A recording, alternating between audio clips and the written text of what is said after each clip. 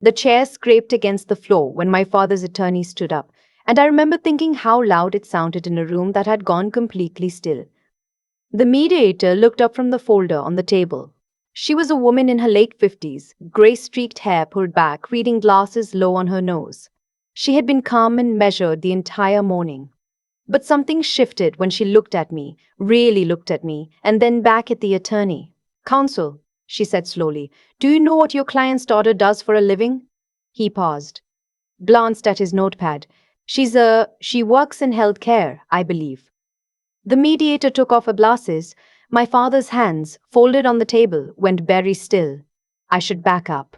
I grew up in a small house in eastern Ohio, the kind of neighborhood where everyone kept their gutters clean and their opinions loud. My parents had moved there before I was born. My father worked 30 years at a manufacturing plant outside Canton. My mother kept the house and later worked part-time at the school district's front office. They were practical people. They valued what they could see and touch and measure. I was not easy for them to measure. I wasn't rebellious. I didn't cause trouble. I just wanted things they didn't understand. I wanted to study, to leave, to build something. My older brother Marcus. Sorry, I'm not using his name here. My older brother, he stayed close. Took over my dad's old workshop, married his high school girlfriend, bought a house 3 streets over. My parents understood that. They approved of that in the way people approve of things that confirm what they already believe about how life is supposed to go. Me? I left for college at 18 on a partial scholarship and waitressed the rest of my tuition. I came home for holidays and called every Sunday. I was careful to stay connected because I knew how easy it would be to drift, and I didn't want that. I loved my parents even when they made it hard. After college, I went to nursing school. Then I kept going. I was accepted into a nurse anesthetist program, a CRNA program, which is one of the most competitive graduate tracks in healthcare. 2.5 years of clinical training on top of a nursing degree. The national pass rate for the boards is around 80%. I passed on my first attempt. I came home that Christmas and told my parents over dinner. My mother said, "So you're still a nurse?" My father said, "When are you going to settle down?" I put my fork down and looked at my plate and thought about the 40-hour weeks I'd spent in operating rooms, the nights I'd driven home at 2 in the morning rehearsing drug calculations in my head. The student loan statements I tried not to think about before sleep. I thought about all of it and I said, "The food is really good, Mom," and I let it go. That was who we were. The house became the issue 3 years ago. My grandparents on my father's side had owned a piece of land about 40 minutes outside the city. 12 acres, a farmhouse that needed work, a detached garage with a concrete floor that my grandfather had poured himself sometime in the 1970s. My grandmother passed first, then my grandfather 2 years later. In his will, he left the property jointly to my father and his sister, my aunt. My aunt didn't want it. She lived in Florida, had for years, and said the property was more trouble than it was worth. She offered to sell her half to my father at below market value, which he accepted. So the property became entirely my parents'. For a while, nothing happened with it. My father talked vaguely about fixing it up, renting it out. My mother said they should sell it while the market was good. They went back and forth for the better part of a year. Then my father had a mild heart attack. Nothing catastrophic. He recovered well, but it scared him. And it changed things. He and my mother started talking about the future. Their will, the house they lived in, the land outside the city, their savings. My brother was part of those conversations. I was not, though I didn't know that yet. I found out in March, on a Sunday, during my usual call home. My mother mentioned almost in passing that they had been getting things organized and that they were planning to transfer the rural property to my brother since he was local and could manage it. She said they were also planning to give him a larger share of their estate overall. I asked why. There was a pause. "Honey," she said, "you have your career. You're doing well. Your brother has a family. He has kids to think about." "I'll have a family someday," I said. "You're not even seeing anyone. That's not really the point. We just think," she said carefully, "that it makes more sense. You don't need it the way he does." I sat with that for a long moment. Then I said I understood and got off the phone and stood in my kitchen for about 10 minutes not moving. I did not, for the first time in a long time, call back on Sunday. Things got worse before they got better. Over the following months, the conversation calcified into something uglier. My brother. And I want to be fair here. I think he genuinely believed he was entitled to more. Not that he manufactured it. Began making comments about my career, about my choices, about how I'd abandoned the family when I left for college, as if leaving Ohio at 18 was a moral failing. At a family dinner in July, he said, in front of my parents and his wife, that I had never really invested in this family the way he had. I said, I call every Sunday. He said, that's not what investment means. My father didn't say anything. My mother passed the bread. I drove home that night with the windows down even though it was 90 degrees and I needed the air. I had spent 15 years building a career that required precision and discipline and the ability to stay calm when everything around me was going sideways.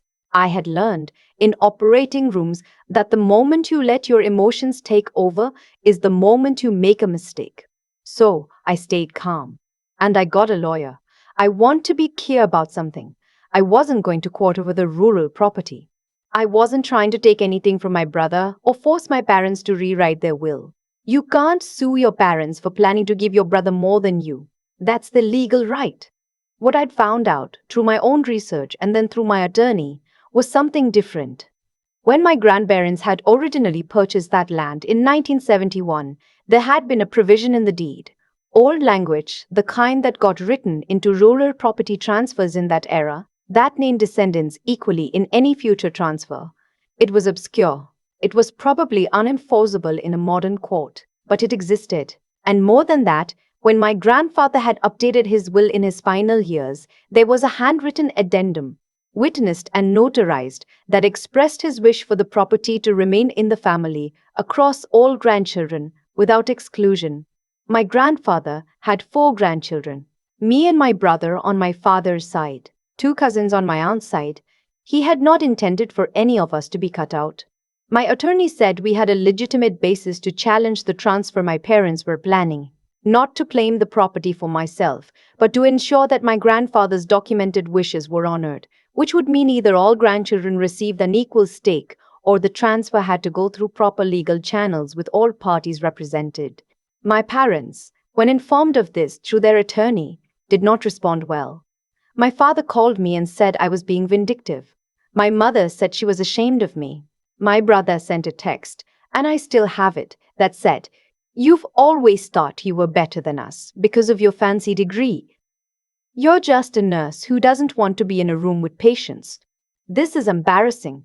I read that text twice, then set my phone face down on the counter and went to the gym. We ended up in mediation rather than court at the suggestion of both attorneys. It was a practical choice. Formal litigation would be expensive and slow, and the outcome was genuinely uncertain given the age and ambiguity of the deed language. The session was scheduled for a Thursday morning at a law office in the city. I drove myself. I got there early and sat in my car for a few minutes drinking the last of my coffee and watching pigeons on the ledge of the building across the street. I wasn't nervous exactly. I was something quieter than that. I had spent months being second-guessed and diminished by people who had known me my whole life. And somewhere in those months, I had arrived at a kind of stillness, not numbness, just clarity. I knew what I was asking for. I knew why, and I had stopped needing them to agree with me in order to feel sure of it. I went inside. My parents were already there with their attorney, a man in his 40s, polished, the kind of lawyer you hire when you expect to win. My brother sat to their right. He didn't look at me when I came in. I sat across from them. My attorney sat beside me. The mediator came in a few minutes later, reviewed the documents, and we began. The first hour was procedural. Both attorneys outlined their positions. There was a lot of language about intent and interpretation and equitable distribution. My parents' attorney was confident. He had clearly concluded that the deed language was too old and too vague to hold up, and that my grandfather's addendum was a personal expression rather than a binding legal document. My father looked at the table. My mother looked at me once, briefly, then away. My brother had a yellow legal pad and was writing things on it that I couldn't read. When it was my attorney's turn, she walked through the addendum in detail. She had done her research. She'd found a county probate case from 2019 with similar language that had been upheld on appeal.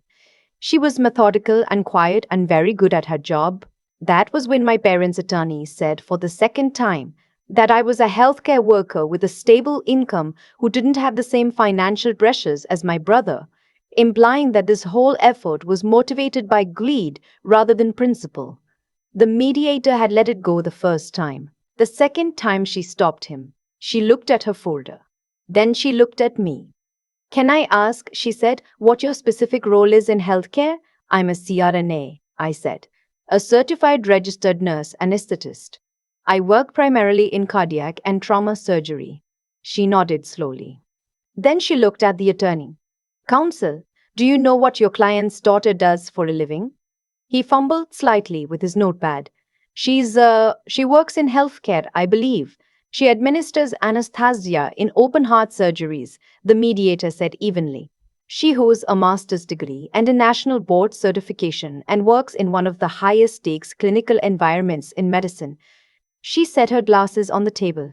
"I want to make sure we are characterizing the parties accurately before we continue, because I've now heard her professional standing dismissed twice in this session, and I don't think that's been warranted." The room was quiet. My father looked up for the first time. My brother had stopped writing. I looked at my hands, folded on the table, and I kept them very still. The mediator was not ruling in my favor. That's important to understand. She was a neutral party. What she was doing was ensuring that the conversation was grounded in fact and that the framing my parents' side had been using the implication that I was the grasping, selfish one, while my brother was the responsible family man who deserved more, was not going to go unchallenged. She moved things forward methodically. She had both attorneys walk through the addendum language again. She asked clarifying questions. She was thorough. An hour later, she called a 20-minute break. I went to the hallway and stood by the window at the end of the corridor and looked out at the parking lot. I wasn't sure how things were going to go. The legal question was genuinely murky. What I had asked for, what I had hired an attorney for, what I had endured months of family silence and my brother's texts and my mother's disappointment for, was not the land itself. It was acknowledgement. It was the recognition that my grandfather had loved all his grandchildren and had written that down, and that his wishes deserved to be treated with the same seriousness as everyone else's convenience. I heard footsteps behind me. I turned around. It was my father. He looked older than I'd ever noticed.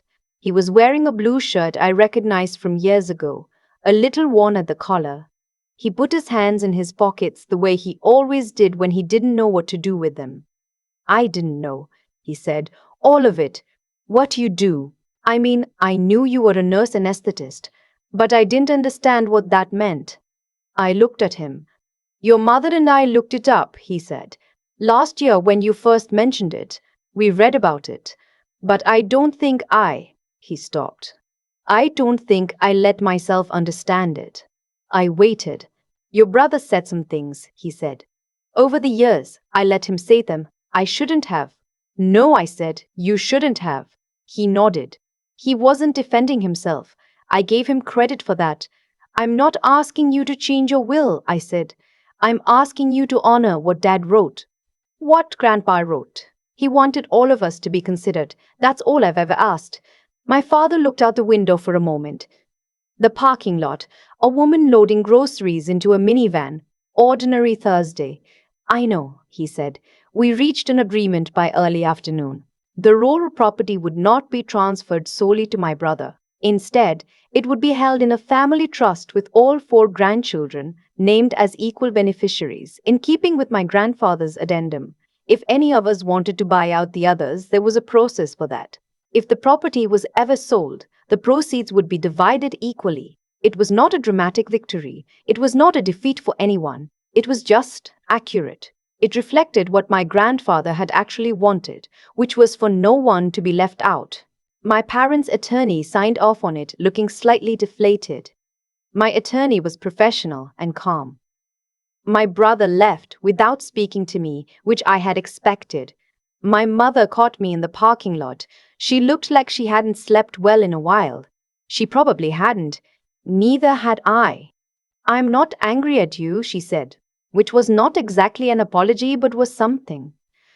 "I'm not angry either," I said, which was true. I had been angry earlier in the year. I wasn't anymore.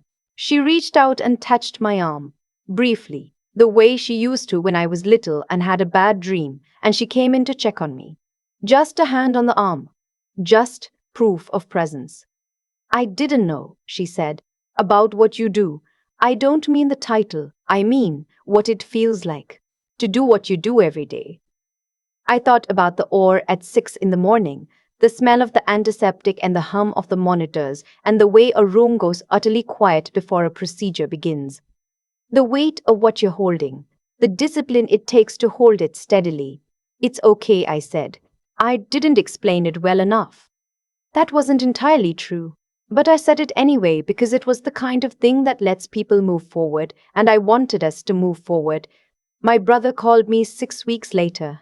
I almost didn't pick up. I stood there watching his name on my screen for 3 rings, and then I answered. He didn't apologize right away.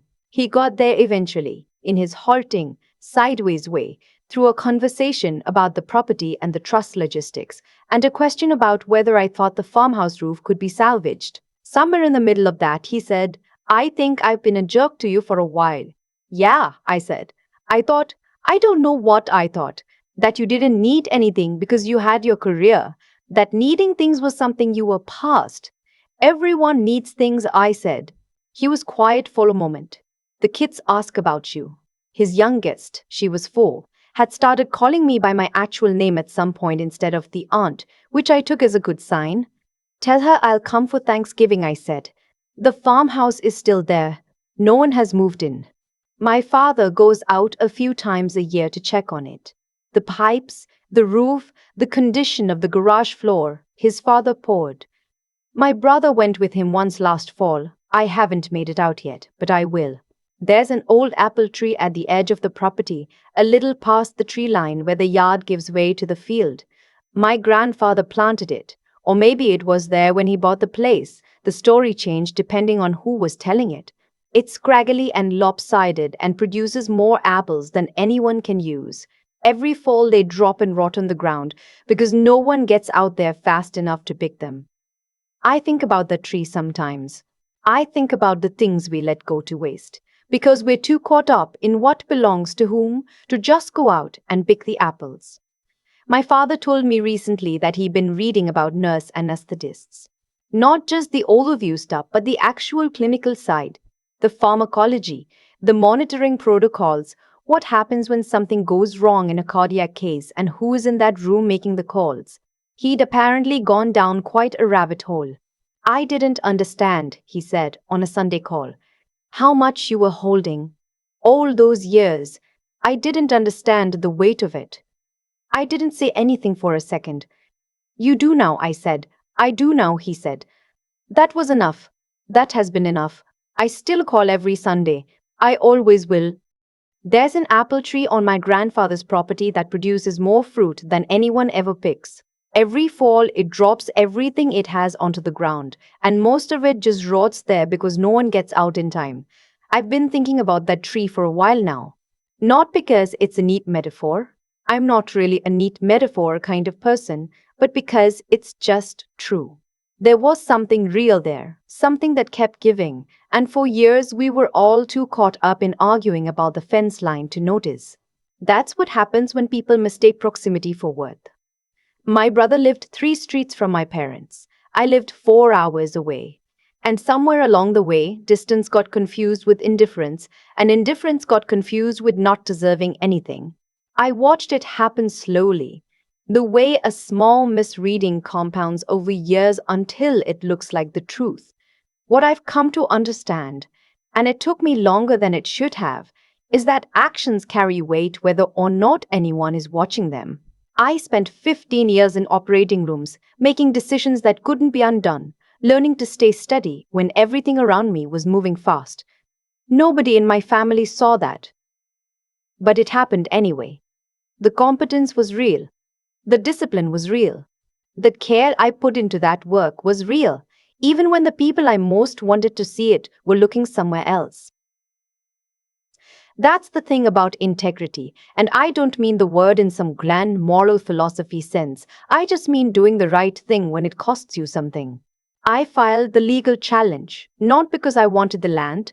I filed it because my grandfather had written something down and signed it, and the people he loved were about to let that get erased because it was inconvenient. Honoring that felt like the only honest thing to do. I've never once regretted it. What surprised me was my father. I had written off the possibility of being understood by him, not bitterly, just practically, the way you stop expecting certain things because expecting them hurts. But he went home and read. He looked things up. He sat with the information and let it change him. That takes something. It takes more than most people give themselves credit for to say, I had this wrong, and I'm going to let myself know it differently now. And my brother, his call 6 weeks later, wasn't graceful. It wasn't a movie apology. It was halting and sideways and got there through a conversation about roof repairs. But it got there, and I think that counts. I still call every Sunday. I always have. That's not a sacrifice, it's just who I am. But now when my father picks up, there's something different in the first few seconds. A little more attention, a little more weight, like he's actually listening for what I might say next. That's enough. It really is.